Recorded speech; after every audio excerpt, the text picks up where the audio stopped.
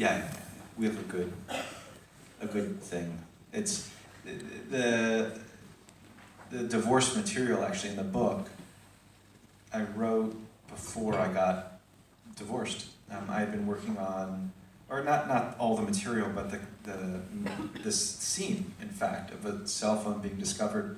I was working on a TV show for HBO, and that scene was the sort of precipitating event, or one of them.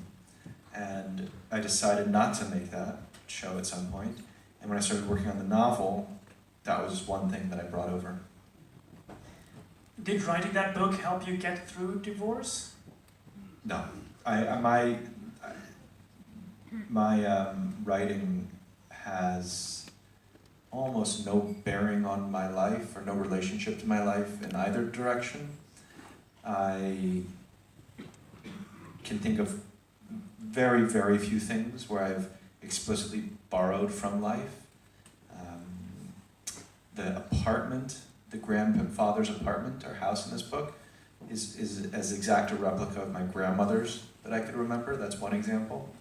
And a few of the things that the kids said are another example. Those are about all I can think of. And my life isn't really affected by my writing. I don't find it to be cathartic or therapeutic or, I don't, for a lot of my early writing life, I made the mistake of thinking that I should be feeling the things that I'm trying to evoke, the feelings that I'm trying to evoke. And so, first of all, I would try to write from when I was feeling a strong emotion, like, oh, I'm really depressed, I'm gonna write about a depressed person and then a reader's gonna get depressed. But it doesn't work like that. Writing is a kind of cool or calm activity that's reflective. It's not a hot activity. And the things that are happening on the page are not happening inside of me. There's just no relationship like that. Sometimes I wish that were the case, and I'm envious of other artists in other forms who, you see somebody giving a concert, and it seems so clear that there's a kind of very direct emotional expressiveness happening, but writing is not like that. When you mentioned the boys, I found that very interesting because some of the most beautiful part of the books are the dialogues between Jacob and his sons. And these kids, they are 13, 10, and 6. They are so articulate, and they are wisecracking, and it's fast-paced. And I wondered, is that how your kids talk? Or is it how you would like them to talk? Or is it how you used to talk? Or is it how you would have liked to talk when you were a kid? Or none of the above. It's none of the above. So I like how my kids talk. I don't want them to resemble anybody other than who they are. Kids in a book, the way I think about characters is not that they are real people. And I think I'm different than a lot of writers in this way. I don't miss characters after I finish writing them. I don't walk down the street thinking about them as if they were friends or as if they existed. To me, it's much, much more like, and maybe this is a kind of analogous to what I was saying about feeling an emotion and expressing it. To me, they're more like colors, in a painting. And I like how they are together. And I like using them in certain ways together and the kind of experience that they can create as a dynamic. The way I think about kids in writing and in life is not dissimilar to how I think about dogs, which is, it's amazing how much they know, and it's amazing how little they know. And I find the distance of knowledge, like that separation from adult life or from human life, to be really powerful. It's easy to mistake something a kid says as wisdom. It's accidental wisdom, almost always. In the same way that one of my sons can bring me a drawing and I can say, this is as good as a Picasso.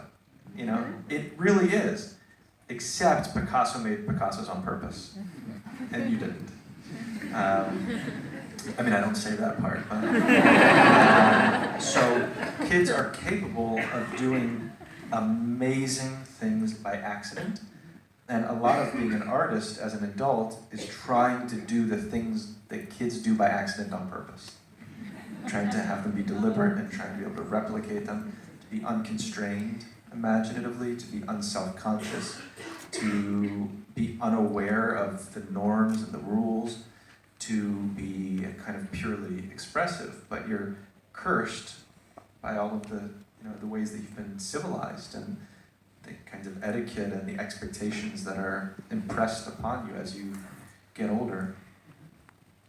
But still, I want to stay with the dialogues between the kids and the father a little, because I once read that Quentin Tarantino said that among movie directors, if they're honest, the most difficult thing to do is shooting an action scene. Because that's where you really show your skill and where the audience has a lot of experience at watching good action scenes. And I thought with writing, maybe that's true about dialogue, actually. It's really, really difficult to write dialogue. And here you are writing, 700 pages of brilliant dialogue. So what I wanted to know is, and I'm aware of the fact that this is a totally non-literary question, but how do you do it? Why are you so good? Well, you've really painted me into a corner.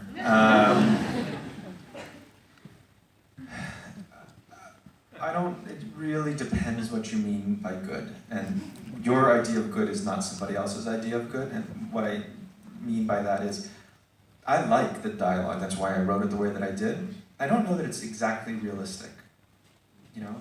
I don't, and that is one definition of good. If fiction is odd because what you're trying to do is not actually capture reality. You're trying to capture the feeling of reality. And sometimes in order to do that, you depart from reality. Like an extreme example might be Gabriel Garcia Marquez or Borges or the Greek myths. All of those books are classics and are important to us, those works of literature, because they feel real, even though clearly the things that happen in them have never happened in the world and couldn't. But it gets a little stranger when you're writing social realism. So, if I wanted to create a realistic portrait of a child, I could take dictation, I could listen to my kids talk, literally write it down, transcribe it, and I could present it and say, this is an unassailably real portrait. It's so real, it actually happened. But you might read it and say, yeah, but it doesn't really feel real. So what does that mean? It doesn't feel real despite it having happened, or it feels so real that it can evoke an emotional reaction like tears or throwing a book across the room, because it's so real despite the fact that it never happened. And it's just the distance between journalistic truth and literary truth. And journalistic truth, there's been a lot of conversation in America, you probably know about, it's such a shame that word now evokes laughter, but there's a lot of conversation where I come from about facts and alternative facts. So journalists, the difference between a good journalist and a bad journalist is one who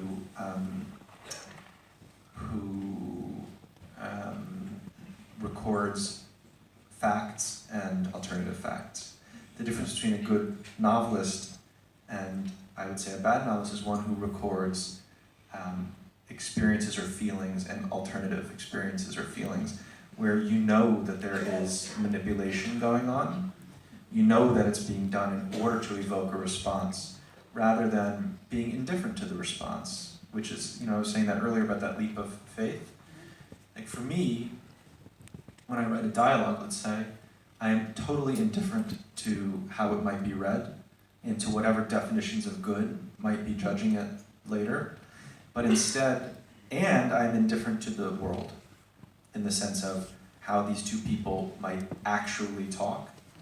I only care about the way it feels to me, if it feels true to me, and if it feels true to me at whatever expense, whatever price is paid in terms of journalistic truth, it feels true to me, then I hope and I trust that it will feel true to others. But if I try anything else, then I will be making the kinds of generalizations that I made when I winked at that radio interviewer. You know, I will be thinking about, I will be assuming that I know more about another person than I could.